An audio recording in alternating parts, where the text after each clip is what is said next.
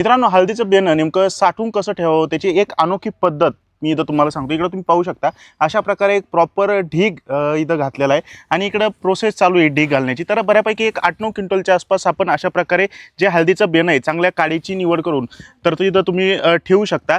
आता ढीग घातल्यानंतर आपल्याला ढीग घालताना सगळ्यात महत्त्वाचं काय करायचं आहे माहिती का, जो ढीग आहे तर त्या जमिनीवरती आपल्याला लिंबाचा पाला तिथं टाकून घेणं गरजेचं आहे। लिंबाचा पाला टाकल्यानंतर त्याच्यामध्ये जी 22 पावडर येते पहा, बुरशीनाशक कार्बेंडाझिम 50% हा घटक असलेला, तर 22 पावडर अशा प्रकारे त्याच्यावरती शिंपायची आहे लिंबाच्या पालावरती आणि त्याच्यानंतर त्याच्यावरती थोड्या थोड्या प्रमाणात थर जसं जसं आपला बेण्याचा थर लागतो तर त्या थरावरती आपल्याला जी काही 22 पावडर आहे तर ती कंटिन्यू शिपत जायची। ही पावडर शिंपल्यामुळे काय होईल, सगळ्यात महत्त्वाचं म्हणजे बुरशीजन्य रोगाचा कुठल्याही प्रकारे आपल्या बेण्याला तिथं हळदीच्या बेण्याला किंवा तुमचं अद्रकेचं बेणं असेल तरी चालेल, कुठल्याही प्रकारे बुरशीजन्य रोगाचा तिथं प्रॉब्लेम येणार नाही। आणि ते पूर्णपणे असं एक लेअर थर बाय थर तुम्ही पावडर टाकत गेल्यानंतर आपल्याला सगळ्यात शेवटच्या टप्प्यामध्ये म्हणजे हा टप्पा झाल्यानंतर आपल्याला या टप्प्यामध्ये जे आहे तर ते आपल्याला पोतं जे असतं पहा, गोंडपाट पोतं आपण ज्याला म्हणतो, तर ते पोतं याच्यावरती टाकायचं आहे। पोतं टाकून झाल्यानंतर अजून एक आपल्याला काळजी घ्यायची, अशा प्रकारे 5-6 जे पाईप आहेत व्हेंटिलेशन होण्यासाठी, हवा आतमध्ये जाण्यासाठी, हवा खेळती राहण्यासाठी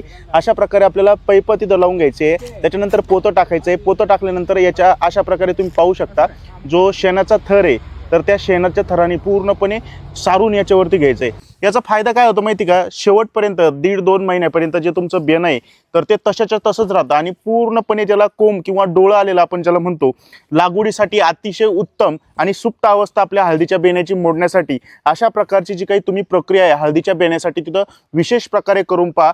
चांगल्या प्रकारे चांगल्या क्वालिटीचं सुप्त अवस्था मोडलेलं जे बेणं आहे हळदीचं तर ते तयार झालेलं आपल्याला पाहायला मिळेल। स्टेप बाय स्टेप मी तुम्हाला ही प्रोसेस सांगण्याचा प्रयत्न केला। तुम्हाला व्हिडिओ आवडला असला तर इतर हळद उत्पादक शेतकऱ्यांच्या व्हॉट्सअप ग्रुपला आवर्जून शेअर करा। तोपर्यंत राम राम।